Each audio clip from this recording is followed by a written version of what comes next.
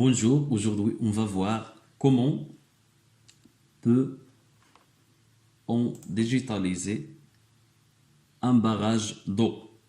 Alors, la problématique, quel est l'impact du barrage sur l'environnement? Un barrage permet de barrer un cours d'eau et donc casser l'écosystème.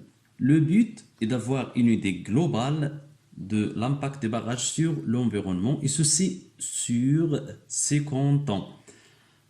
Pour arriver à ce but, on va faire une comparaison entre la superficie du bassin versant avant et après la construction de barrages par des données raster et vectorielles. Donc, on va comparer la zone d'étude en 1970 et l'image satellitaire 2020. Comme données, on va utiliser des données raster et des données vectorielles. Mais avant de commencer notre projet, il faut donc structurer les données, car les SIG sont des systèmes qui regroupent des données de différentes formes. Mettre chaque type de forme dans un dossier. Par exemple, là, je vais commencer par la carte Al-Husseima. Donc, la situation des barrages est au nord du Maroc, le sud de la Méditerranée. Vers le nord, c'est Malaga et vers l'est, c'est Nador et vers l'ouest, c'est Tanger. Une situation globale. Alors ici, zoom in.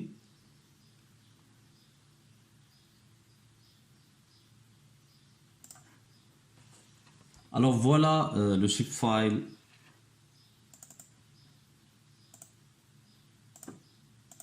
de couleur rouge. Donc c'est un shapefile qui représente le bassin versant en 1970. Et ici, c'est l'image des barrages 2020. Donc le but, c'est de digitaliser le barrage. Donc la première des choses qu'on fait, il faut aller vers votre dossier SHP, puis cliquer sur New et on va choisir Shapefile. Ici, le nom de notre shapefile, barrage.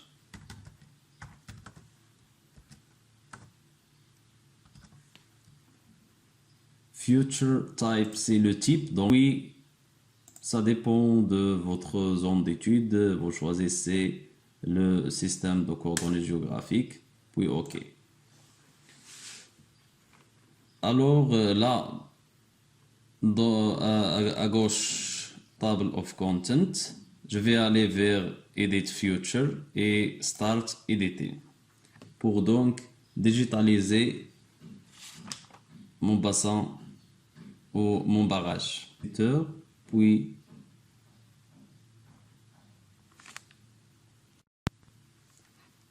aller vers Editor, puis Create Future.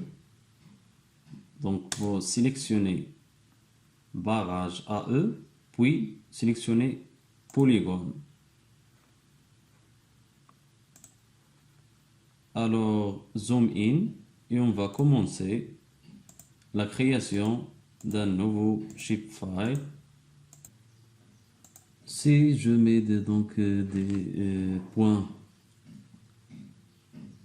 en dehors de ma zone d'étude, je peux utiliser donc CTRL Z et comme ça, je vais continuer. Enfin, double-clic. Maintenant, on veut savoir la superficie en mètres carrés de ce barrage ou même en kilomètres carrés. Il suffit d'aller vers layer, puis barrage, puis clic droite, open attribute table, puis cliquez sur cette petite flèche et cliquez add file.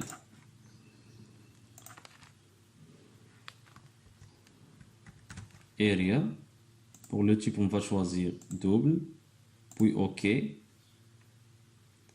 Alors pour calculer la superficie, cliquez ici, puis clic droit, puis calculate geometry. OK. Nous on veut calculer la superficie, donc c'est area. Et ici, c'est l'unité, on va choisir le kilomètre. OK. La limite de ce barrage n'est pas stable avec le temps. Donc, ça dépend de la recharge ou non des barrages. Donc, pour ça, il faut qu'on va définir un polygone qui entoure notre barrage. C'est la zone écologique autour des barrages. On va utiliser le tube buffer, geoprocessing, buffer. Donc c'est input future. On va sélectionner notre barrage, mon fichier.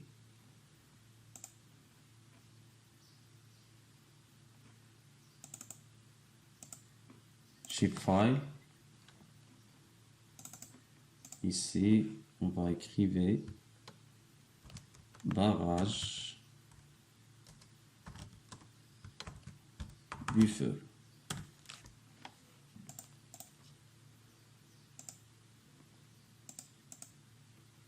Ici, on va choisir le mètre. Et on va faire 150 mètres. Puis OK.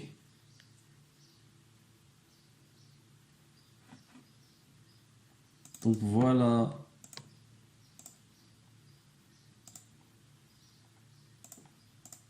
notre zone tampon de barrage. On va calculer de nouveau la surface de notre barrage, kilomètre, virgule. On doit combiner ces deux polygones via l'outil merge. Ici, input database, je vais choisir barrage buffer et barrage OK. Donc voilà, c'est mergé.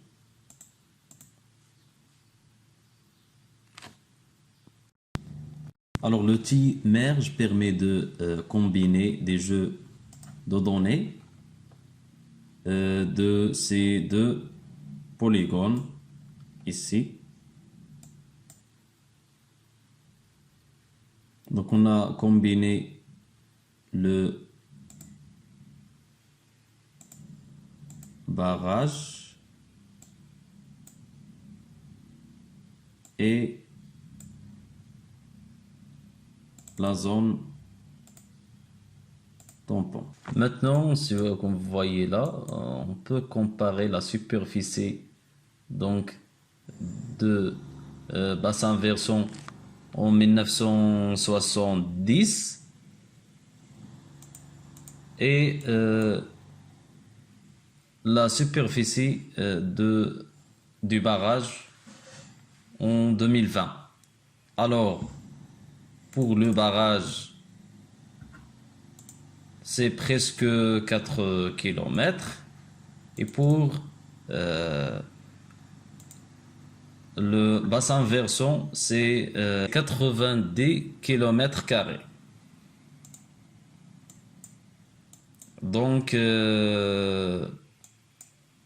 normalement, cette eau qui était rassemblée là dans le barrage, avant, il circule dans une surface de 90 km². Et voilà, comme ça on peut avoir une idée globale sur l'impact du barrage sur l'environnement.